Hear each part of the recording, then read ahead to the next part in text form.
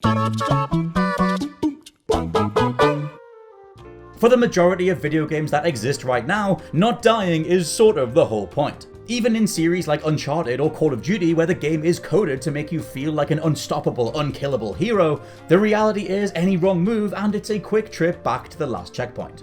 In so many ways, this idea of restarts and lives is core to gaming, and it's only really across the 2010s that we saw the pop culture boom of the roguelike make death more of a mechanic. Rogue Legacy, The Binding of Isaac, the immaculate Hades all looked into the idea of respawning factoring into overall progression rather than hindering it. Overall though, some deaths in video games are unavoidable. Whether the devs needed to teach you a lesson, a cutscene finished a fight despite your performance, or any number of additional reasons, sometimes you do just need to bite the dust to actually finish the game.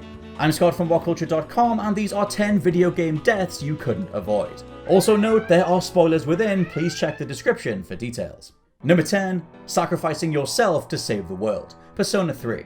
When a game has a good and a bad ending, you'd presume a protagonist's death is reserved for the bad one, as something of a scolding for giving in to evil decisions rather than being good. This is not the case in Persona 3, as both good and bad endings see you die regardless. If you opt for the bad ending by killing Ryoji, the avatar of Nyx, you and all your friends lose the memories of your quest to save the world, spending your last days goofing around unaware that the world is ending and that it will take you with it. However, your fate isn't exactly better in the quote-unquote good ending. Instead of just killing Ryoji, you face his avatar form instead, then use social links to turn yourself into a seal, barricading Nyx from ending the world. Unfortunately though, doing so locks you in Tartarus, killing you in the real world. Number 9. Galuf. Final Fantasy V.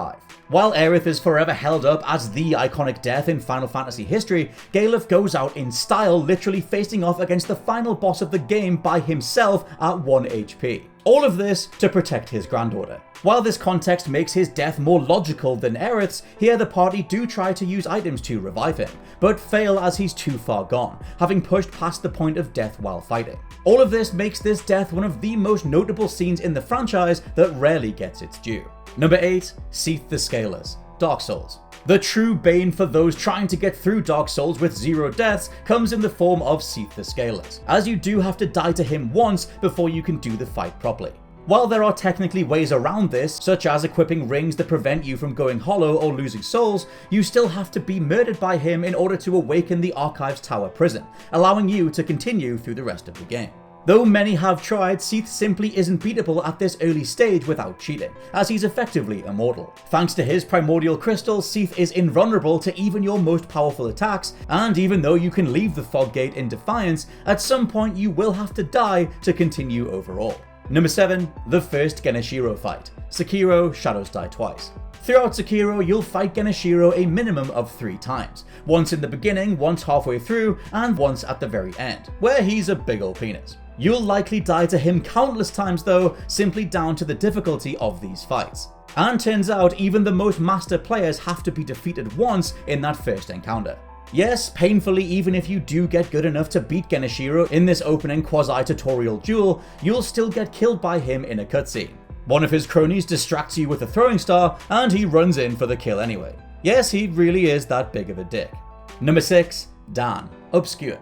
One of the coolest things about Obscure is that outside of one exception, your actions legitimately decide who lives and dies. You could do a flawless playthrough and have everyone survive, or go on a rampage and be the only person left. It's all up to you. However, regardless of what you do, there's one character who cannot be saved. Dan. Despite him being the first teammate you get and having already suffered quite a lot, being experimented on for an unspecified amount of time, Dan simply can't escape this ordeal unscathed. In fact, he can't escape whatsoever, and after you try and escape the basement of Leafmore, Dan is promptly snapped up by the first monster that comes your way. Oh Dan, we hardly knew you. Number 5. The Lich King. Hearthstone. Creating a card battle game you can't win is an especially cruel trick, because since card games are based heavily on luck of the draw anyway, you can often think you've just got really bad luck instead of realizing that this boss cannot be beat. With that in mind, the first battle against the Lich King in Hearthstone is the embodiment of that mentality. You just know that countless players went through this fight getting more and more frustrated as your deck is full of cards with a cost too high to use, all of which while your enemy's side is full of overpowered cards that fill his side with monsters. Despite the fact it seems like you only need to survive 3 rounds to win, the fight is set up so that you die just before help arrives, with Arthas finally coming in. Number 4, Death by Bandit. Blood Omen, Legacy of Kain. Yes, anytime I mention Legacy of Kain in any list, I must ask, where the hell is this franchise? But for now, let's just focus on this. The first Blood Omen starts with an unbeatable fight against an unending horde of bandits, and it's a straight up cruel punishment. Brilliantly though, it's also the perfect way for Blood Omen Legacy of Kain to welcome you into its world. After exiting a closing tavern that has refused to serve you, you're greeted with the cry of "That's him!" as a bunch of angry bandits descend. This offers you around a moment or two to get the hang of combat as you dispatch a couple of bandits, but you'll quickly realize that there are simply too many for you to take out. All of your potential escape routes have been strategically blocked to ensure that you get killed. Even if you manage the borderline impossible task of defeating all the bandits, more will just keep spawning in until you eventually make one wrong move, facilitating the rest of the game. This might be one of the only deaths on this whole list that I'm totally fine with because it allowed the entire Legacy of Kain franchise to happen. Number 3, Lord Amon puts you down. Shadow of the Colossus. By the time you've killed all the Colossus in Shadow of the Colossus, you've no doubt come to a pretty unfortunate conclusion. Wanda is in fact the bad guy. The reveal that you're not a brave hero slaying evil beasts, but rather someone who's been unwittingly brought into killing a bunch of totally chill creatures guarding an evil spirit, is one of the most famous and most impactful reveals in gaming history. However, after killing the last Colossus, you receive a uniquely painful cutscene that sees character Wanda turn into the demon Dormine, having released it into himself. As the real monster of the game, you slaughter a bunch of innocent people, only to be sealed away inside the temple by the efforts of Lord Amon and some all-powerful spells. You do get reborn after this, but the Wanda that we know and love is gone for good. Number 2, Tiny Tina kills you. Borderlands 2.